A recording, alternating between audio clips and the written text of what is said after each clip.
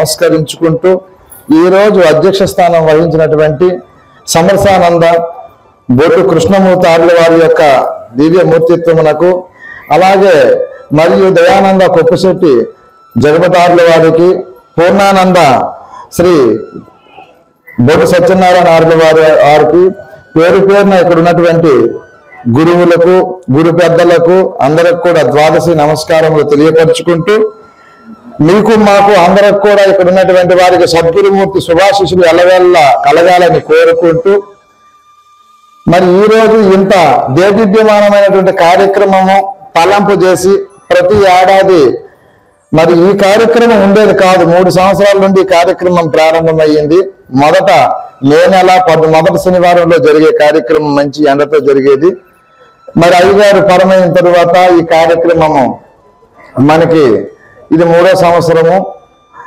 ఎక్కడ ఏ లోటుబాట్లు లేకుండా నాయన గారి యొక్క సంతతి, వారి యొక్క కుటుంబ సభ్యులు, కొడుకులు, కోడళ్ళు, మనవలు, మనవరాళ్ళు, మరియు వారి యొక్క ఆత్మ సంతతి అనేటువంటిది ఎవరైతే శిష్యులు, ప్రశిష్యులు అనేటువంటి వారు ఎవరైతే ఉన్నారో వాళ్ళందరూ కూడా ఏమాత్రం లోటు లేకుండా కార్యక్రమంలో అన్ని విధాలుగా సహకరిస్తూ మరి ఇంత దేదీప్యమానంగా చేసినటువంటి వారికి సద్గురుమూర్తి శుభాశిషులు ఎల్లవేళ్ళ కలగాలని కోరుకుంటూ, మరి ఇంతవరకు నాకంటే ముందు ప్రారంభోపన్యాసకుల నుండి మరి అధ్యక్షులు, ఉపాధ్యక్ష, గౌరవాధ్యక్షుల వరకు సభను అత్యంత విలక్షణంగానే బోధ ఈరోజు చాలా చక్కనైనటువంటి పంక్తిలో జరిగింది.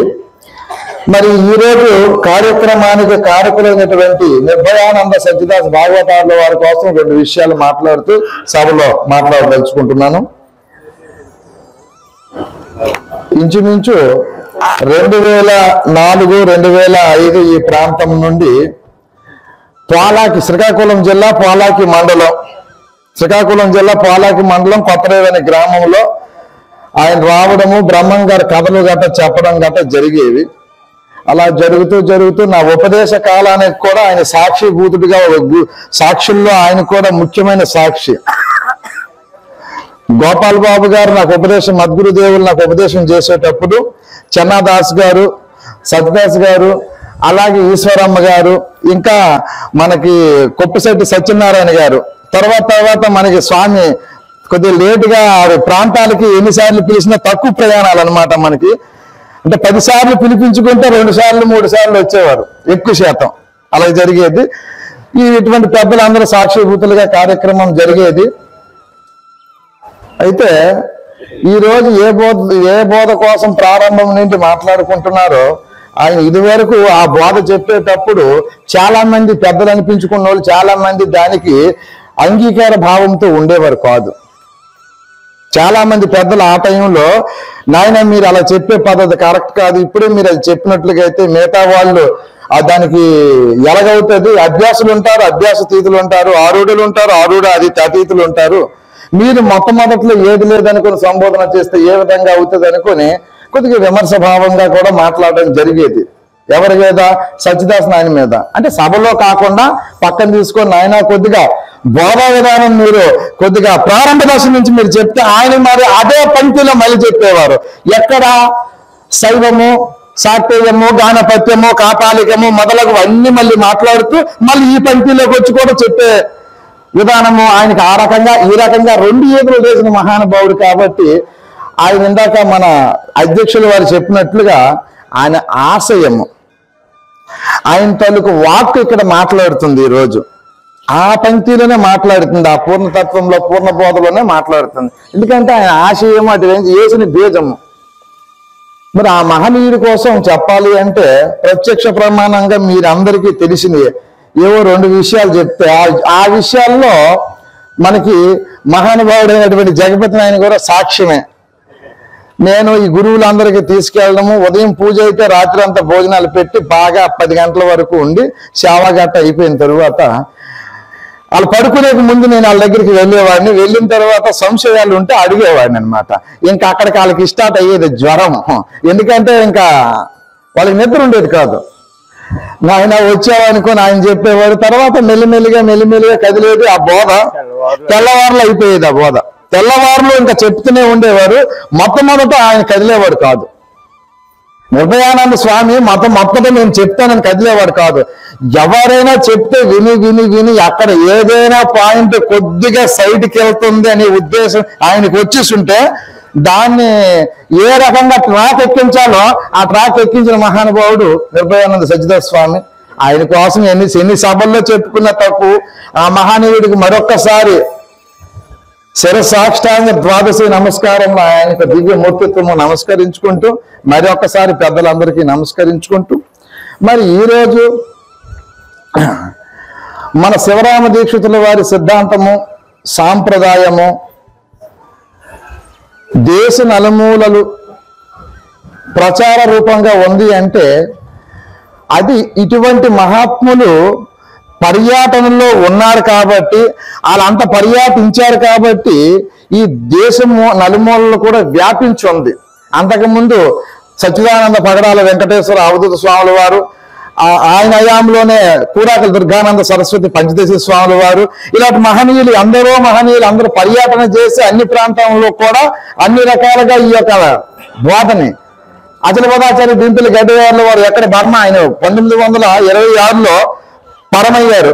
అక్కడి నుండి ఇక్కడ ఈ చుట్టుపక్కల ప్రాంతంలో ఆ చుట్టుపక్కల ప్రాంతంలో ఉందంటే పర్యటన వల్ల ఇది సంభవించింది. ఆ పర్యటనలో కూడా ప్రధాన పాత్ర ఎవరిది అనుకునంటే నిర్భయానంద సచ్చిదాస్ భాగవతారుల వారిది, మరియు గురుసేవ తరంగని మేడిశెట్టి ఈశ్వరమ్మ గారిది. ఈ రోజు కూడా చాలా ప్రాంతాల్లో నేను వెళ్తుంటే, అయ్యా మీరు సచ్చిదాస్ గారి తాలూకే కదా, మీరు వాళ్ళందరూ ఒకటే కదా, ఎందుకంటే ఎత్తుకుంటూ భీమపల్లి వారు అంటే ఆ యొక్క స్టాంపును మాకు ఇచ్చేసి వెళ్ళిపోయాడు సచ్చిదాస్ నాయన గారు. అలాగా ఆయన కోసం మనం ఎన్నిసార్లు చెప్పుకున్నా తక్కువే. ఈ రోజు కూడా అటువంటి మహాత్ములు ఎన్ని రకాల బోధ చెప్పుకున్నా మనం చేస్తున్నాం ఏం తెలుసా, ఎక్కడ అడుక్కుంటే భోజనం దొరుకుతుందో అక్కడ అడుక్కోకుండా, ఎక్కడైతే భోజనం దొరకదో ఆ చోటుకి వెళ్ళి మనం ఈరోజు అడుక్కుంటున్నాం. ఆహారం ఎక్కడైతే లభిస్తుందో ఆ ఆహారం దొరికే స్థలం ఏంటి మనం వెళ్ళి అడుక్కోకుండా, ఆహారం లేని స్థలం దగ్గరికి మనం వెళ్ళి ఈరోజు అడుక్కుంటున్నాం. అది మన అదృష్టమో దురదృష్టమో మనమే ఆలోచించుకోవాలి.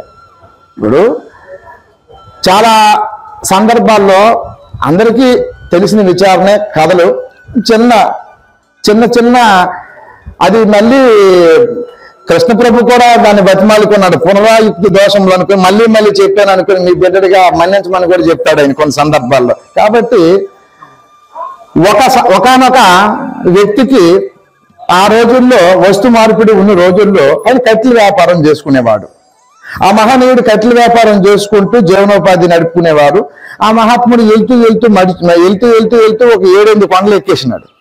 అంటే పచ్చి పొలాలు తెస్తే ఆరేసుకొని మళ్ళీ ఎండేసుకొని మళ్ళీ అమ్ముకుంటే ఇబ్బంది అవుతుంది కదా, ఎండు పొలను ఏడుకుందామని 7 కొండకి ఎక్కిపోయి కూర్చొని అలిసిపోయాడు అనమాట. ఆయన దేనికి ఏ లక్ష్యానికైతే వెళ్ళానో ఆ లక్ష్యం మర్చిపోయి ఏం ఆలోచన వచ్చింది, దాహం వచ్చింది ఆయనకి. అప్పుడు దాహం, ఇక్కడ ఏమైనా నీరుంటే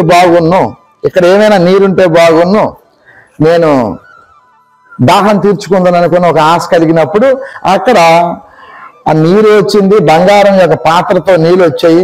ఆ పాత్ర నుండి ఆ నీరు కూడా ఆయన తాగడం జరిగింది. ఆ నీరు తాగిన తర్వాత దాహం తీరిన తర్వాత చిన్న ఆకలిగా కూడా ఉంది, అలసట తీరింది కాబట్టి. ఆకలి వచ్చిన తర్వాత ఆయన ఏమనుకున్నాడు, మరి మనం ఇందాక శ్లోకాల్లో చదువుతున్నాం కదా, శాల్వాన్య షడ్విశోపేతం అనే, అది షడ్విశోపమైనటువంటి భోజనం కూడా అక్కడ లభించింది. ఆయన సంకల్పం చేస్తూనే వస్తున్నాయి ఒక్కొక్కటి. ఇంకా 3వ దఫ భోజనం శుభ్రంగా చేశాడు మనోడు. తిన్న తర్వాత ఏమొస్తుంది మీ అందరికీ తెలిసిన విషయం, ఇక్కడ మంచి నిద్ర. ఇక్కడ పడుకోవడానికి వ్యవస్థ ఏదైనా ఉంటే బాగుంది వెనక ముందు చూశాడు. ఆ శేషు పానిపే అక్కడ దూది పరుపుగా తయారైపోయింది. ఇంకా ఆయన పైన ఆయన బాగా దొరుకుతూ మంచి నిద్ర తీర్చాడు. తీర్చిన తర్వాత నిద్ర తీరిపోయి బయటకు వచ్చాడు ఆయన మహాత్ముడు. ఏది కోరితే అదే వస్తుందయ్యా. చూడండి ఒకసారి ఆలోచించండి. చివరికి ఆయన ఏమనుకున్నాడు తెలుసా, ఏది కోరితే అదే వస్తుంది కదా, ఇక్కడికి దేవత అయితే పర్వాలేదు, దెయ్యం అయితే నాకు మింగేద్దు కదా అనుకున్నాడు ఆయన. దేవత అయితే పర్వాలేదు, దెయ్యం మింగేసింది ఆయనకి. అంటే ఇప్పుడు మనము గురువుకి ఉపయోగించుకునే విధానంలోనే ఉంటుంది. అది ఉపయోగించుకుని, ఎందుకంటే మనం ఏ లక్ష్యం మీద వెళ్ళామో ఆ లక్ష్యానికి మనం భేదిస్తే కానీ మన గమ్యస్థానానికి మనం చేరుకోలేము. గురుని శిక్షణ లేక గురు ఎట్లా కనుగొనురా, అదునికైనా వాణి అబ్బకైనా, తాళం చెవి లేకుండా తలుపెట్లు చూడునువా, విశ్వదాభిరామ వినురవేమ అనేటట్లుగా మరి ఆ గురుని శిక్షణ అనేది మనకి లేక, ఆ గురుని శిక్షణ అనేది మనకి లేక ఎవరికైనా సరే, ఎంతటి మహాత్ముడికైనా ఎంతటికి ఉద్దండుడికైనా సరే అది లభిస్తారా? శిక్షణ అనేది ముఖ్యము. అది కూడా ఎటువంటి శిక్షణ కావాలి అంటే క్రమమైనటువంటి శిక్షణ, ఆచారవంతమైన శిక్షణ. అది కూడా పెద్దలు చూపించిన బాట అయ్యే ఉండాలి. నీకు తెలిసిన బాట, నాకు నచ్చింది, నేను ఎలాగే ఉంటాను అంటే కుదరదు. నేను ఎలాగే మాట్లాడతాను, నాకు ఎలాగే నచ్చింది, నా పని ఎలాగే అంటే అది కుదరదు.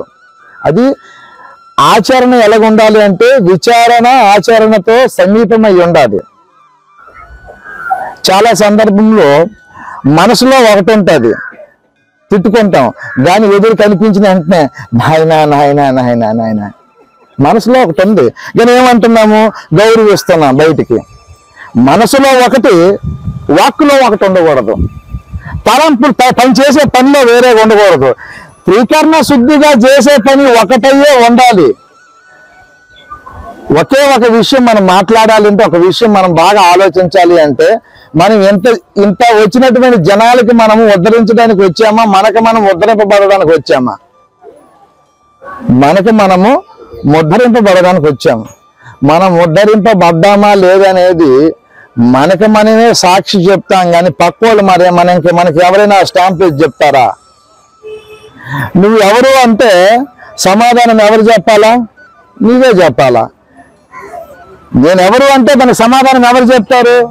నీతో మాట్లాడితేనే నీ వ్యక్తిత్వం తెలుస్తుంది. నీకోసం 10 మంది చెప్పేటప్పుడు ఆ 10 మంది మాటలు నిజమేటప్పుడు ఆయన వ్యక్తిత్వానికి నువ్వు జడ్జిమెంట్ చేసినాడు నువ్వెవరు? నేనెవరో నాతో సంభాషిస్తేనే నా తత్వం అనేది నీకు ఎరుక్కోవడానికి ఆస్కారం ఉంటుంది. ఇప్పుడు నా కోసం 10 మంది చెడుగా చెప్తారు, నా కోసం 10 మంది ప్రశంసిస్తారు. అప్పుడు నా కోసం నువ్వు జడ్జిమెంట్ చేయడానికి నీకేమైనా అర్హత ఉంటుందా? ఉండదు. అలాగే ఈ బోధ కోసం అర్హత ఎవరికి కలిగి ఉంటుంది అంటే, ఎవరైతే తీవ్రమైనటువంటి ఆపేక్షతో ఉంటారో, మిక్కిలి ఆపేక్ష ఉండాలా. ఇది నాకు కావాలని, అది కూడా ఆపేక్ష నీకుంటే సరిపోదు, అది ఒక గురు పరంపరా రీతిగానే రావాలి, అది గురుసేవ పద్ధతిలోనే రావాలి. చాలా మంది ఇటీవల కాలంలో ఏం చేస్తున్నారంటే దీక్షిత్యాన్ని చాలా మంది చదువుతున్నారు, దీక్షిత్యాన్ని చాలా మంది బోధిస్తున్నారు, అలాగే చాలా గ్రంథాలు చాలా మంది చదువుతున్నారు. దాని గ్రంథకర్తల తాలూకు అభిప్రాయాలు ఏవైతే ఉంటాయో అభిప్రాయాలు జోలికి వెళ్ళట్లేదు. వీళ్ళు సొంత కవిత్వాలు, ఈ సొంత భావాలు, నాస్తిక భావంలో ఉంటే నాస్తిక వాదంగాను, శూన్యవాదులు అయితే వీళ్ళు శూన్యవాదంగాను, అంటే వీళ్ళకి ఏ భక్తి లేకపోతే భక్తి లేకుండా చెప్తున్నారు ఆ భావం కూడా. అది అలా కాదు. మన పెద్దలు, మన పూర్వీకులు ఈ రోజు వరకు ఏ క్రమంగా ఏ పంక్తిలో మనకు ఆచరించి, వాళ్ళు విచారించి, ఏ బోధ అయితే కడపలా మార్గంగా మనకి ఈ రోజు వరకు తీసుకొని వచ్చారో ఆ విధానం అనేది మనం ప్రవేశపెట్టుకుంటే అది సస్యశ్యామలంగా ముందుకి ఏది కొనసాగడానికి ఆస్కారం ఉంటుంది. ఇందాక భగవద్గీత కోసం చెప్పారు. భగవద్గీత కోసం చెప్పాలి అంటే దానికి క్షుణ్ణంగా 700 శ్లోకాలు చదివినటువంటి వాళ్ళకి దాని మీద అభిప్రాయం తెలుస్తుంది. చాలా మంది మహా ఉద్దండులు ఉన్నారు, చాలా మంది మేధావులు కూడా ఉన్నారు చెప్పేవారు. అయితే అది ద్వైతమా అద్వైతమా విశిష్టాద్వైతమా అంటే ఏం చెప్తాము అంటే దానికి ఒక కారణం ఉంది. ఆదిగురు శంకరాచార్యులు అద్వైతానికి స్థాపనకర్త, ఆయన అద్వైతానికి తీసుకున్నాడు, ఆయన కూడా దాని మీద రాశారు. అలాగే విశిష్టాద్వైతానికి రామానుజాచార్యులు రాశారు, అలాగే మధ్వాచార్యులు కూడా రాశారు. అయితే ఇప్పుడు కృష్ణుడు 3 మతాలను ఏదైనా స్థాపించిపోయాడా? అక్కడ 3 మతాలను పెట్టలేదు. వీళ్ళకి వచ్చిన వెర్షన్లో శంకరాచార్యులు, ఒకళ్ళు మధ్వాచార్యులు, ఒకళ్ళు రామానుజాచార్యులు, ఎవరికి నచ్చిన వెర్షన్లో ఆయన తీసుకున్నాడు. ఆయన చెప్పేది ఆయన అక్కడ ఎవరైతే ఏడుపుతోనే ఉన్నారో, విషాద యోగం నుంచి ప్రారంభం అవుతుంది. ఏడుపుతో ఉన్న నాయన నువ్వు ఏడితే కాదురా, ఇదంతా కూడా ఇది అవ్వదు, సంసిద్ధుడిగా చేసి ఏ విధంగా ఎలా చెప్తా అది అవుతుందో అదొక లోకానికే చాటి చెప్పాడు ఆయన. అక్కడి నుంచి అది క్లోజ్ అయిపోయింది. మన బోధ అది చెప్పుకోవడానికి కాదు. అది మనం ఏం చెప్పాలి అంటే, అభ్యాసం వచ్చేటప్పుడు మనం ఏం బోధ చెప్పుకుంటే బాగుంటుంది, అభ్యాస తీతులు వచ్చేటప్పుడు ఏ బోధ చెప్పుకుంటే బాగుంటుంది, ఆరుడు వచ్చినప్పుడు ఏ బోధ చెప్పుకుంటే బాగుంటుంది, క్రమాలు మనం తీసుకొని వెళ్ళేటప్పుడు మనం ఆ పంక్తిలో వెళ్ళినప్పుడు ఎవరికి ఏ కన్ఫ్యూజన్ ఉండవు. మనం అందరం ఒక ప్రమాణం చేద్దాం. ఈ రోజు నుండి శివరామ దీక్షితుల సాంప్రదాయంలో సాంప్రదాయ గ్రంథాలను తప్పించి ఎవరు ఎంత మహాకవైనా ఆ గ్రంథాలు మేము చదవమనుకుని ఒట్టుకాయండి చెప్పండి, ఒక పంక్తిలో వెళ్తుంది. ఈ రోజు ఇప్పుడు మాట్లాడేస్తాం, కాసేపు వెళ్ళిన తర్వాత ఆ గ్రంథం ఈ గ్రంథం చూస్తాం, ఈ గ్రంథంలో ఏముందో ఆ గ్రంథంలో మళ్ళీ అవి కలగోర కంపేర్ చేస్తాం. ఇక్కడ అది కాదు. ఆచరణ లేని మాట, విచారణ లేని మాట రెండు కూడా పొల్లే. ఆచరణ లేకుండా మాట మాట్లాడరాదు, విచారణ లేని కూడా మాట్లాడరాదు. ఆయన శివరామ దీక్షితుల వారు గురు శిష్య ప్రభావ ప్రకటనలోనే ఉన్నాయి. ఏంటి, ఎవరినైనా ఆయన ఖండించమని చెప్పాడా? ఎక్కడైనా కులగురువుని నిందించొద్దు, కులగురువులని నిందించరాదు, కులత్యాగం చేయరాదు, ఆచార త్యాగం చేయరాదు. ఇవన్నీ మంచి విషయాలు చెప్పాడు కదా మహానుభావులు. ఎన్నో విషయాలు చెప్పారు అందులోని. కులత్యాగము, ఆచార త్యాగము, పరాస్త్రీని మట్టిపల్లి వలె భావించవలను, సకలభూతములు తన వలె భావించవలను, ఇటువంటి ఎన్నో. ఇవన్నీ వదిలేసి ఏవైతే మనకు విరక్తిగా ఉంటాయో, ఏవైతే ఈ మధ్యకాలంలో మనం బాగా నలిపేసి నూరామో ఆ మాటలు ఈసారి అవుతాము, మళ్ళీ సభలో ఆ మాటలు మాట్లాడకుండా మానేస్తాం. ఇప్పుడు చిన్న పిల్లలు ఉంటారు కదా, సభకు రాకముందా కాకా తెరిస్తే కాకా ఉడితే కీ ఇవేవైతే ఉంటాయో ఆ సభకు ముందు వచ్చేయడమో ట్రైన్లు మాట్లాడిన తర్వాత మళ్ళీ సభలో ఆ మాటలు ఉండకపోవడము. అది కాదు క్రమము. ఆ క్రమము అది కూడా ఎటువంటి వాడికి అంటే, కృష్ణ ప్రభుల వారు శివరామ దీక్షితుల వారిని తీసుకుంటూ ఇది ఎలాంటోడికి బోధ అంటే, చంచల బుద్ధి మానుంటివేమి, పదుగురు నిన్ను చూసి భలే సభా సీత్రోవ అనుకున్నాను చెప్పాడు. ఆ చంచల బుద్ధి మనము మానామా లేదనేది మనకు మనమే రుజువు. ఎందుకంటే మన పెద్దలు చాలా నిగూఢమైనటువంటి భావాలు ఇంతవరకు చెప్పుకొని వచ్చారు. ఇంకా వాళ్ళు చెప్పగల సమర్థులు ఇంకా ఉన్నారు. నేను మాట్లాడే మాటల మీద కూడా వాళ్ళు వివరణలు కూడా చాలా తెస్తారు. కాబట్టి మరి మీ అందరికి కూడా మరొకసారి ద్వాదశి నమస్కారాలు తెలియపరుచుకుంటూ ఇంతటితో నేను విరమించుకుంటున్నాను. జయ బోలో సద్గురు మహారాజ్కి. అశరీరం సర్వదా అస్తి శరీరం రహితం సదా అయమేవ సద్యో ముక్తి అన్యథా భ్రమకారణం